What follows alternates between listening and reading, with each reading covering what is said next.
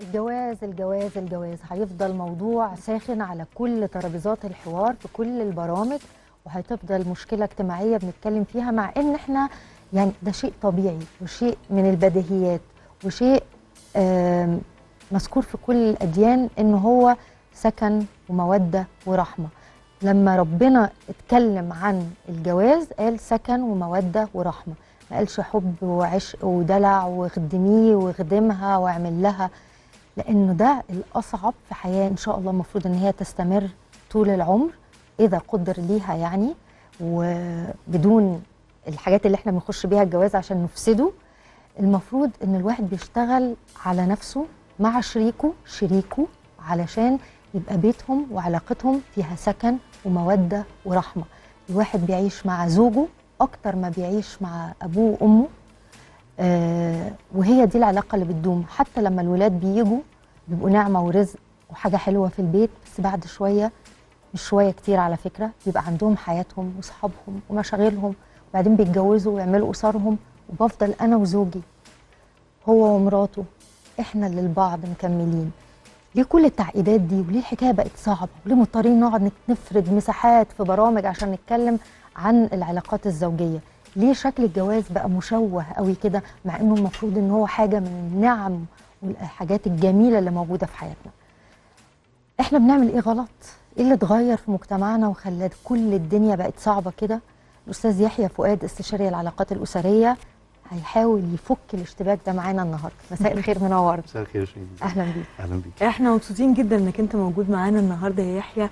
وعاده قبل الجواز في مرحله الخطوبه كل واحد من الطرفين بيحاول يبرز اجمل ما عنده ويبين ان هو يعني ما حصلش.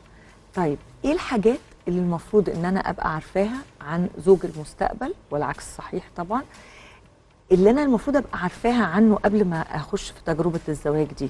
حاجات اللي انا المفروض اكون فاهماها صح، مش ان انا بتجوز لمجرد ان انا عايزه استقر، او لمجرد ان انا عايزه اسس عيله، او لمجرد ان انا سني خلاص اصبحت في سن لازم اتجوز دلوقتي والا هيفوتني القطر. ايه الحاجات اللي انا المفروض ابقى عارفاها عن زوج المستقبل، وزوج المستقبل يبقى عارفها عن زوجة المستقبل، علشان خاطر يبقى فيه حالة من التفاهم والمودة والرحمة زي ما شيرين. ميرسي ليكوا جدا، انا مبسوط ان انا معاكم النهارده في السفيرة عزيزة، وشرفني ان انا موجود. اهلا بيك. طيب خلينا نبتدي كده من البداية، وان هو احنا فاهمين نفسنا اصلا ولا لا؟ يعني سؤال مهم جدا. هو احنا دلوقتي يعني انا دلوقتي فاهم نفسي؟ عارفه اللي هو ايه؟ تحبي تاكلي ايه؟ اي حاجه. اي حاجه دي جابت لنا ناس بقى ايه؟ صح. يعني صح عشان بقى نبقى خلينا نناقش لو احنا عايزين فعلا ايه نجيب من الاساس. ما قالوناش افهموا نفسكم الاول. على فكره الجواز مش استقرار، المستقرين هم اللي بيتجوزوا. حلو. عجباني دي. حلو.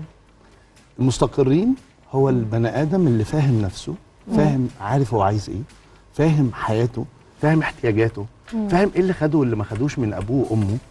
هو فاهم. تمام. ليه؟ لان الست اللي اتحرمت، وعشان كده انا دايما في التربيه اقول يا جماعه لو انت اب ادي لبنتك احتواء. ليه؟ أكيد. عشان ما تكبرش وتشحت الاحتواء. انا بسميها تشحت. يعني ليه؟ لان بتقعد تدور عليه، انا ما خدتوش. انا ما خدتوش من بابا. فاي حد هيظهر الراوند حواليها هيديها احتواء ويبقى عنده صفات وحشه جدا بالظبط هيطرح له. طبعا. فالبدايه خالص افهم نفسي، افهم انا عايزه ايه، افهم احتياجاتي. ده اللي المفروض هيسهل عليا الاختيار، الامور هتبقى واضحه جدا. الحاجه المهمه، واحنا عارفين نسمي مشاعرنا. احنا عندنا مشكله في الحته دي. هو انا يا متضايق يا زعلان. يعني طب ليه ما فيش في النص يعني حاجات؟ لا، وفي الوان ثانيه، دي مشاعر كتير. مشاعر كتير، بس احنا ما نسميش. طب هو ايه معنى الحب؟ هي شويه مشاعر احنا بنحسها، فهي الباسورد اللي بتفتح اي علاقه. على فكره انا بحبك، فالاثنين ابتدوا يتخيلوا ان هم فعلا في حب. على فكره ممكن تبقى مشاعر اعجاب. هو انا اقدر النهارده طب ازاي انا اعرف اذا دي مشاعر حب ولا مشاعر اعجاب؟ احنا محتاجين نتعلم، وبالتالي انا عايزه اعيش مع الشخص ده. احنا محتاجين نتعلم. احنا عايزين نتعلم. يعني هو ليه بنتعلم كل حاجه الا ان احنا ممكن نتعلم ويبقى عندنا، انا حلم حياتي يكون عندنا مدرسه للعلاقات.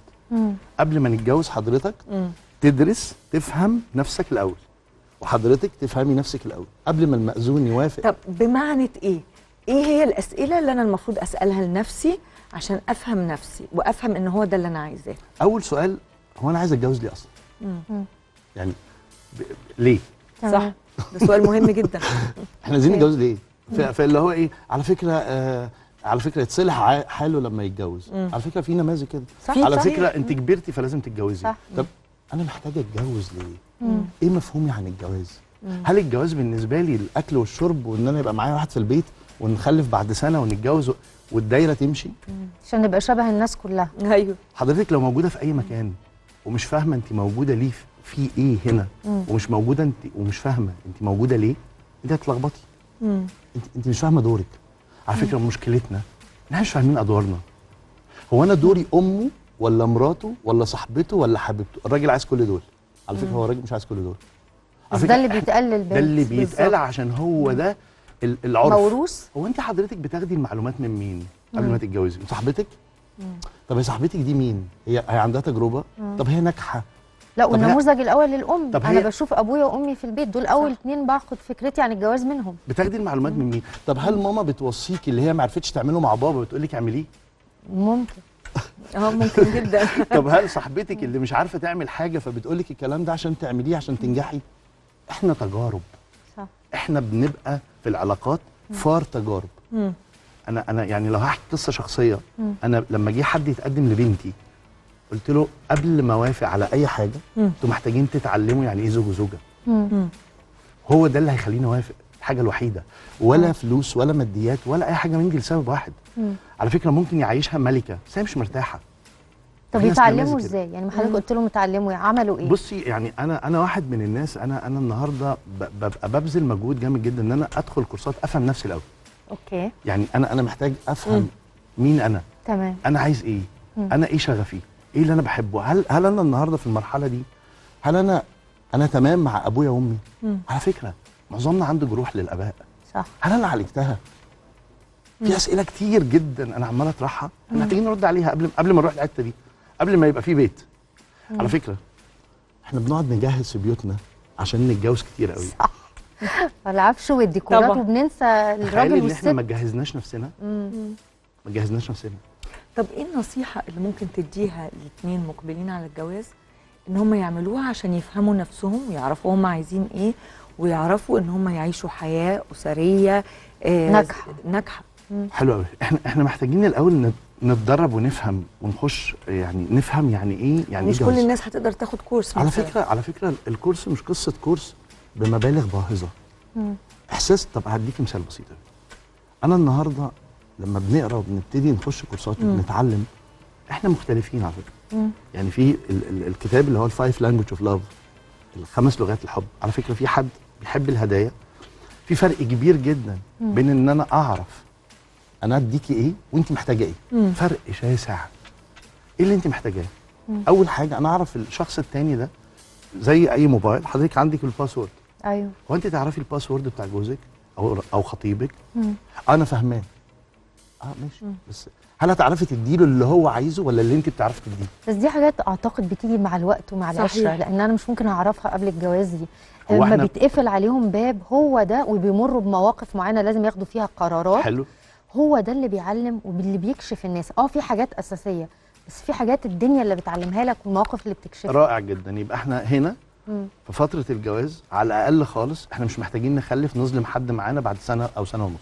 على الاقل خالص. يعني الافضل ينتظروا قد ايه؟ اعرفك، افهمك. سنه. دي نفسك في سنه تتاقلم يعني. افهم. هل ما هو خدي بالك بقى. ايوه. انا ليه بقول لك كده؟ لان انا كميه المشاكل، انا هجيب لك من الاخر للاول. النهارده بيحصل ايه؟ اتطلقت، ما بيصرفش على الولاد، كميه مشاكل للرجل. على فكره هو ده كان اختيارك، هو ده كان حبيبك، أيوة هو ده كان صح. جوزك، هو ده اللي قلتي انا بحبك، هو ده اللي جبتي له ورد، هو ده اللي جبتي له في الفالنتين طب اعرف هدايا. ازاي من الاول؟ ما انت بصي بقى، احنا لو احنا ابتدينا نفهم نفسنا الاول، فانا ابقى فاهمه الشخص ده على الاقل خالص هو انا ممكن ارتاح معاه ولا لا. اول حاجه دي البدايه. دي بسيطه. لو انا فهمت نفسي انا هعرف زي الاكله بالظبط. انا افهم ان انا لو اكلت الاكله دي انا تمام.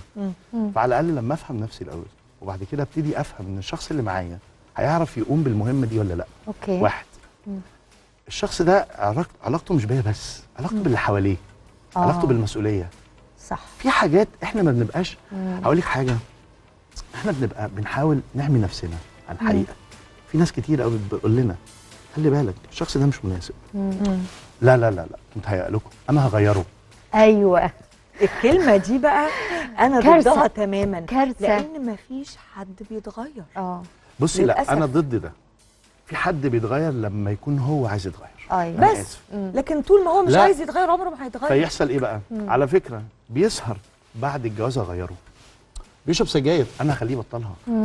على فكره حضرتك مش تعملي كل ده. حضرتك اقبليه زي ما هو، قبلاه هو ده هو الزوج. بس هو عاجبها عشان خاطر في التحدي ده. برافو عليكي. فهنا بقى احنا دخلنا في حته بقى في التربيه. هي داخله تشالنج لان ما حد شافت مشكله من الاب والام.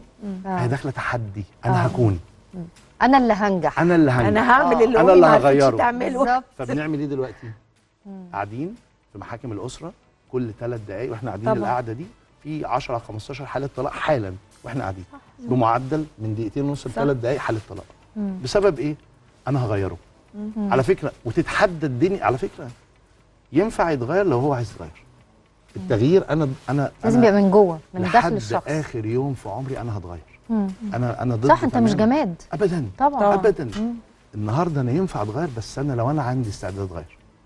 طب والراجل الناحيه الثانيه، يعني في بعض الشباب بيبقى داخل فاكر ان هو عنده وظيفه، عنده قادر يجيب بيت او شقه واسس ودفع الحاجات، فاكر ان هو اخره انا عملت الفرح والشبكه وجبت الشقه وبتاع وبشتغل، ودي علاقته او دي مساهمته في هذه المؤسسه. وبعد كده هو بقى شايف ان هي المفروض تاخد بالها من البيت، لو بتشتغل فهي بتساعد، بعد كده الولاد مسؤوليتها، لان الولاد بيحتاجوا امهم في الفترات الاولى لما يبقوا يكبروا كده ويشبوا يبقى بابا يظهر في الصوره. وتكتشف البنت اللي عندها مثلا 26 27 سنه انها فجاه بعد ما اتجوزت والفستان والبتاع بقى عندها ولد، خلفت ولد عنده 30 سنه، هي مسؤوله تاكله وتشربه وتشوف له كل حاجته. انا عملت ايه في نفسي؟ انا بقى عندي طفل كبير غير الاطفال اللي هي هتجيبهم. ده شخص فاهم الجواز ازاي وتحمل المسؤوليه ازاي. طيب تاني هقول لك ان التربيه ان المجتمع ما فهمش الراجل او الست، الراجل والست على فكره انا يعني مش لا احنا اتكلمنا على الست، احنا عايزين نتكلم على الراجل. الراجل بقى النهارده احنا يعني انا ما حدش علمني يعني ايه جواز الا غير ان انت بقيت جاهز ان انت تتجوز، انت معاك فلوس بقى معاك بيت وشقه وتمام يلا بينا نتجوز. وفاهمين على فكره في اهالي بتجوز عقاب، مش عقاب، ان هو تاهيل. يعني ازاي يعني؟ بعد الجواز هيتصلح حاله. في أوكي. للاسف ان في فعلا كده. بعد جوزوه يبقى هو خارب ده الدنيا. حله. ايوه هو خارب الدنيا. حرام عليك ولاد الناس. صح.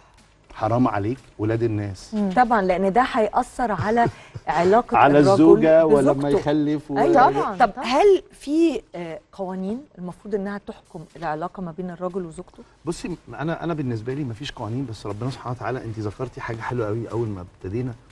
ربنا سبحانه وتعالى قال اسالوا اهل الذكر ان كنتم لا تعلمون. صح. انا النهارده في التطور حضرتك بتعملي ابديت على تليفونك كل شويه. التطور النهارده بيبقى فعلا احنا محتاجين نعمل ابديت. الابديت ده مش من جوانا، الابديت ده لازم من برانا. حضرتك لما تيجي تستخدمي اي موبايل اي حاجه النهارده احنا في سنه 2022 احنا محتاجين نعمل ابديت لافكارنا. طب نجيبهم منين؟ انا ينفع النهارده يكون حد متخصص يساعدني ابني علاقه بيني وبين شريك حياتي. وهو ده المهم. احنا محتاجين يبقى عندنا مبدا وكونسبت ان احنا نسال حد غيرنا، نسال حد غير ماما. ماما على فكره ماما عايشه من 1977 هي نفس فكرها، ما حصلهاش تطور. وحتى كل واحد تجربته غير التاني برضه. بالظبط. فاحنا محتاجين، وعلى فكره ما فيش حاجه شبه بعض. صح. يعني ينفع نبقى اتنين بدليل ان حضرتك ممكن تروح للدكتور فبيكشف على حضرتك فبيقول لك انت عندك ايه. نفس الكلام في العلاقات. كل كيس مختلفه، كل واحد شخصيه مختلفه، كل واحد لازم يفهم ان انا مش هعرف اعمل كل حاجه. فالمفتاح هنا ان انا نمره واحد افهم نفسي، ده واجبي ناحيه طبعاً. نفسي. الحاجه الثانيه الست والراجل اللي بيربوا شاب او بنت هيخرجوا دلوقتي بعد كده يبقوا زوج وزوجه، يعني ربوا صح علشان تتقوا الله في ولاد الناس التانية اللي بتبلوهم بعد كده بصراحه يعني. بالظبط. وتاني اخر حاجه هقولها بس، اه لو احنا بننهي، الست النهارده اللي بتشتكي على الانستجرام وبتشتكي من مشاكل الزوج، على فكره هو ده كان جوزك، فارجوكي خلي بالك ان لو انت بتربي النهارده ربي بنتك تختار صح. لو انت بتختار النهارده، لو احنا عايزين نبني مجتمع صح، احنا خلاص، احنا ما حدش كان بيقول لنا بقى عندنا شويه خسائر، بس النهارده قادرين نربي مجتمع، المجتمع ده ناجح، ما يبقاش فيه الخسائر اللي احنا بنشوفها النهارده. ده حقيقي. فمحتاجين نعمل ابديت لافكارنا. بشكرك جدا جدا على وقتك وعلى المعلومات. كان معانا الاستاذ يحيى فؤاد، استشاري علاقات اسريه.